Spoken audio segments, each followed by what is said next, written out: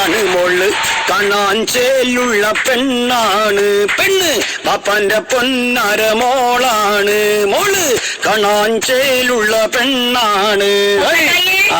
അല്ലത് ആരാണ് ആമിൻതാത്തന്റെ ഒരു പൊന്നുമോള്? അത് മീമാങ്ങ നമ്മൾ അമിൻതാത്തന്റെ മോളെ. നിങ്ങൾ ഇങ്ങനെയാണ് ഓരോരോ പാട്ടും പാടി ഓരോരോ പെണ്ണുങ്ങളെ വലയിലാക്കണല്ലേ? അവസാനം പെണ്ണുങ്ങൾ വലയിലായിട്ട് മീനിട്ട് പൈസയും തരൂല.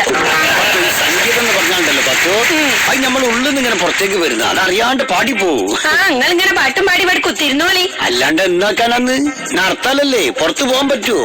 എന്തെങ്കിലും ഒരു വണ്ടി ഓടുന്നുണ്ട് പുറത്ത്. പത്തു ഈ ഹർത്താൽ എന്ന് പറഞ്ഞാണ്ടല്ലോ പത്തു ജനദ്രോഹമാണ്, ജനദ്രോഹം. ഈ ഒന്ന് ആലോചിച്ച് നോക്ക്, ഈ കഴിഞ്ഞ 3 മാസത്തിലുള്ള എത്രാമത്തെ ഹർത്താൽ എന്ന് പറയുന്നത് 11ാമത്തെ ഹർത്താലാണ്. ഞമ്മക്ക് ഹർത്താലിന് ഭയങ്കര സന്തോഷമുള്ള ദിവസം. നിങ്ങളൊക്കെ ഒന്ന് പൊരയില് നേരെ ചൊവ്വ കാണാൻ കിട്ടണ ഈ ഹർത്താലിന്റെ അന്നല്ലേ. തലേന്ന് മീനും കോയും ബീഫും ഒക്കെ വാങ്ങി പിറ്റേന്ന് അതൊക്കെ നമുക്ക് എല്ലാവർക്കും ഉണ്ടാക്കി തിന്നൂടെ? ഇക്ക് പെരുന്നാളിനേക്കാളും ഇഷ്ടം ഈ ഇടക്കിടക്ക് വരുന്ന ഹർത്താലാ. മനസ്സിലാണ് പത്തു. എടി ഈ ഹർത്താലിന്റെ അന്ന് നമ്മളെ സാമ്പത്തിക വിപണിയിൽ ഉണ്ടാവുന്ന നഷ്ടത്രയെന്നറിയാം ഞങ്ങൾക്ക്. ചന്തയില് മാർക്കറ്റില് എന്തെങ്കിലും കച്ചവടം നടക്കുന്നുണ്ടോ? അപ്പൊ നമ്മളൊന്നും മീൻ കച്ചവടത്തിന് പോയിട്ടില്ല. എത്ര പൈസ നമുക്ക് നഷ്ടവും?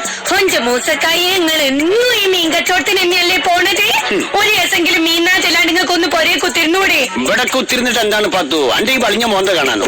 ഞാനൊന്ന് പോയിട്ട് ഇങ്ങോട്ട് വരാം. പുറത്തൊക്കെ പോയാൽ നിങ്ങൾക്ക് അറിയാലോ ഇന്ന് ആരുടെ ഹർത്താലിന്. നിങ്ങൾ ഹർത്താലും പിന്നെ ഇഞ്ച വളിഞ്ഞ മോന്ത പോലും കാണാൻ നിങ്ങൾ ഉണ്ടാവില്ല. അത് ആലോചിക്കുമ്പോഴാണ് പെരെ കുത്തിരിക്കാൻ തോന്നുന്നത്. പക്ഷെ ഇരുന്നിട്ട് മക്കളില്ലാത്തോണ്ട് പത്തു ഒരു സുഖവും ഇല്ല. മക്കൾ നെറ്റിക്ക് പോയതല്ലേ, അപ്പോഴത്തേക്കല്ലേ ഹർത്താൽ വന്നേ.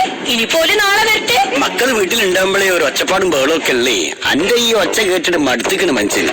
മൂസക്കായി മാണ്ടേ എപ്പോഴും ഉണ്ട് നിങ്ങൾക്ക് നമ്മളൊരു കളിയാക്കലേ. നമ്മളല്ല പത്തു, എന്റെ കുയിലും കൊണ്ട് പറഞ്ഞോളൂ. നമ്മക്ക് നിങ്ങളോടൊന്ന് മനസ്സ് തുറക്കണം. മനസ്സ് തുറക്കണം. വായിലടിച്ചരിക്കാണ്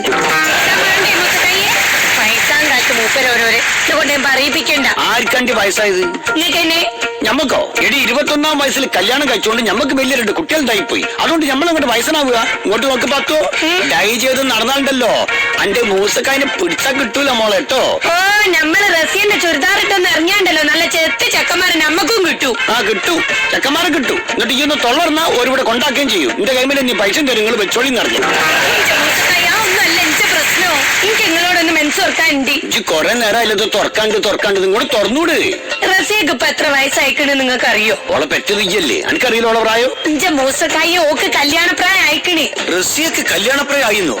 എന്തൊക്കെ പറയണ പത്തു? ഇങ്ങോട്ടോക്ക് സൈസ വിവാഹമായി പോട്ടോ. നിങ്ങൾ എത്രാമത്തെ വയസ്സിലാ കെട്ടിയേ? 16.